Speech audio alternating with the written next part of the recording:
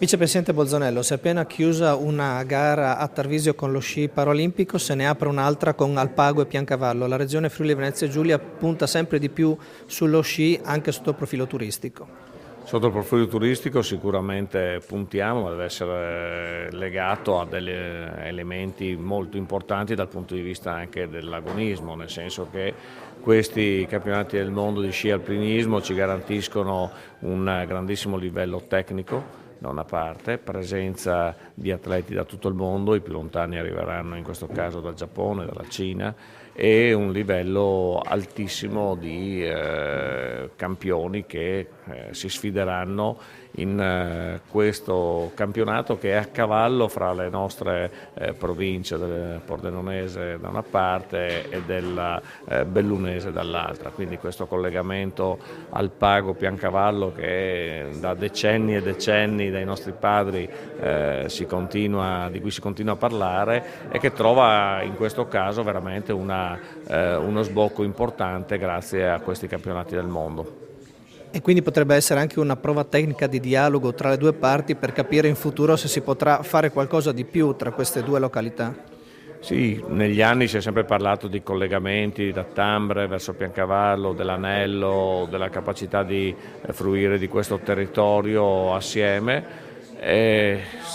Servono investimenti molto significativi da un lato e dall'altro sappiamo che c'è il tema della neve, quindi della necessità di costruire impianti ad altezze molto elevate sempre di più, quindi questo è uno dei motivi per cui si è negli anni frenato. È vero però che fruire della montagna non significa solo fruire della montagna invernale, quindi della parte legata alla neve, ma anche di quella estiva, che anzi fa la parte del leone oramai, e quindi impianti che permettano una fruizione estiva dei vari poli ci vede molto interessati.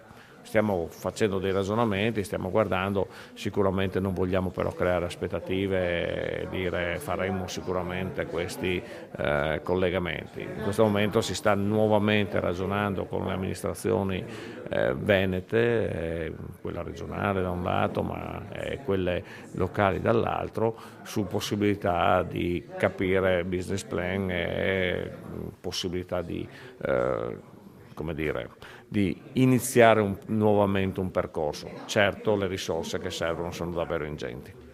Diego Svaldus, possiamo avere qualche dettaglio tecnico sulla gara che si sviluppa tra l'Alpago e Piancavallo? Allora, in questi giorni per fortuna ha nevicato, l'aspettavamo con molta ansia perché le prime 3 gare si svolgeranno in ambiente e quindi la neve ha permesso al comitato organizzatore di focalizzare l'attenzione dei tracciati sulle montagne che sono tra l'Alpago e Piancavallo e non di adottare il piano P, che era il piano Piancavallo, e di effettuare tutte le gare sul polo sciistico di Piancavallo. Questo per noi è un grande tiro di sollievo perché eravamo preoccupati. Comunque la neve è arrivata e quindi faremo le perlustrazioni i prossimi giorni sui vari tracciati che abbiamo già in mente e già individuati. Quanti atleti sono previsti e da quante nazioni? Allora, gli atleti finora accreditati sono attorno ai 300, abbiamo 25 nazioni accreditate, altre 2 sono in attesa di conferma, quindi sono 27 nazioni, più delle aspettative, nel senso che pensavamo qualcosa in meno. Invece siamo veramente contenti di questa affluenza e quindi lo sci alpinismo è veramente uno sport che sta crescendo anche al di là dell'Italia e nei paesi confinanti extra Europa. Abbiamo accreditati anche il Giappone, la Cina, la Russia e quindi siamo veramente contenti.